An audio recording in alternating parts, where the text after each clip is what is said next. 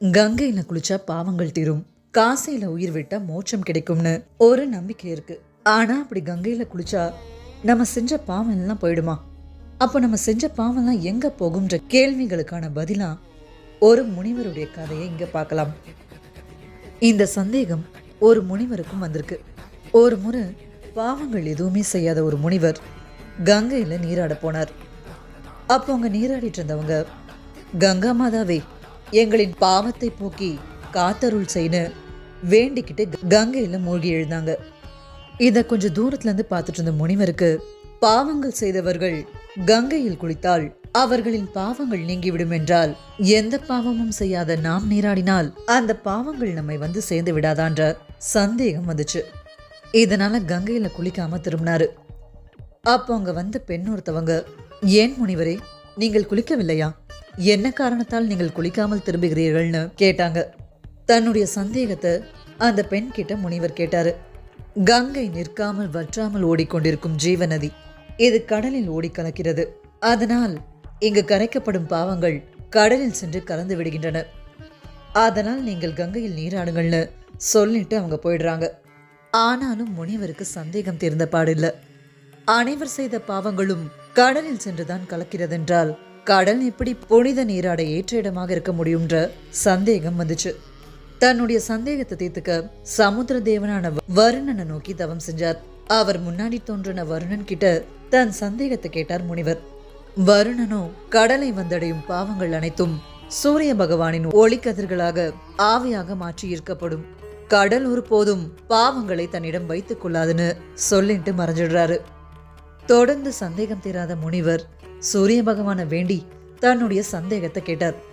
அவரோ, எனது கதிர்களால் ஈர்க்கப்பட்டு ஆவியாக்கப்படும் பாவங்கள் எனது உஷ்ணத்தால் என்னை நெருங்காமல் மேகமாகிவிடும்னு சொல்றாரு. உடனே மேகத்தை வேண்டி அதே சந்தேகத்தை கேட்கிறாரு. காரிருள் மேகங்களாக மாறி வானில் வலம் வரும் பாவங்கள் அதன் தாக்கம் அதிகரிக்கும் போது மழையாக பெய்து மீண்டும் பூமியை சென்றடையும்னு மேகம் சொல்லிடுது. அடுத்ததா பூமி மாதா கிட்ட போய் தன்னுடைய சந்தேகத்தை கேட்டார் முனிவர்.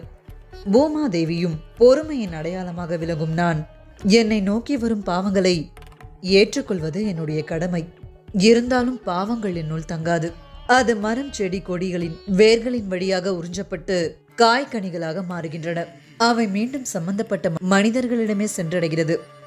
மனிதர்கள் மீண்டும் கங்கைக்கே சென்று பாவத்தை போக்கிக் கொள்கிறார்கள்னு பதில் வந்துச்சு.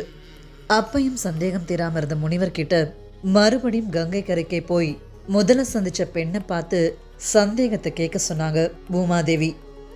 முனிவரும் கங்கை கரைக்கு போய் அந்த பெண்ணை பார்த்து, யாரம்மா நீங்கள்னு கேட்க, கங்காதேவி தன் சுயரூபத்தை முனிவருக்கு காட்டி அருள் கொடுத்தாங்க. அப்போ, அன்னையே, மனிதர்களின் பாவங்கள் மீண்டும் மீண்டும் அவர்களை சென்றடைகிறதென்றால் அவர்கள் மேலும் மேலும் செய்யும் பாவங்களால் கங்கையில் பாவத்தின் பாரம் அதிகரித்து கொண்டே செல்லுமேனு முனிவர் கேட்டாரு. அதுக்கு கங்காதேவி, இந்த சந்தேகம் எனக்கும் ஒரு முறை வந்தது. இது பற்றி சிவபெருமானிடம் கேட்டேன். அதற்கு சிவபெருமான், தேவி, கங்கையில் பாவங்கள் செய்தவர்கள் மட்டும் நீராடுவதில்லை. பூமியில் வாழும் பல புண்ணிய ஆத்மாக்களும் நீராடத்தான் செய்கின்றார்கள். அப்படி புண்ணியம் செய்தவர்கள் கங்கையில் நீராடும் போது கங்கையில் கரைந்த பாவங்களின் ஒரு பகுதி அந்த புண்ணிய ஆத்மா செய்த புண்ணிய பலனிற்கு ஏற்ப எரிந்து நாசமாகிறது என்றார். இப்போது உங்களின் சந்தேகம் தீர்ந்ததா முனிவரேன்னு கங்காதேவி கேட்க, தீர்ந்தது தாயேன்னு மகிழ்ச்சியோட வணங்கினார் முனிவர். இந்த காரணத்தால் தான் முன்பே உங்களை கங்கையில் நீராடி விட்டு செல்லுங்கள் என்றேன்னு கங்காதேவி சொல்ல, நிச்சயம் இப்போது செய்கிறேன்னு சொல்லிட்டு நீராடிட்டு போனாராம் முனிவர்.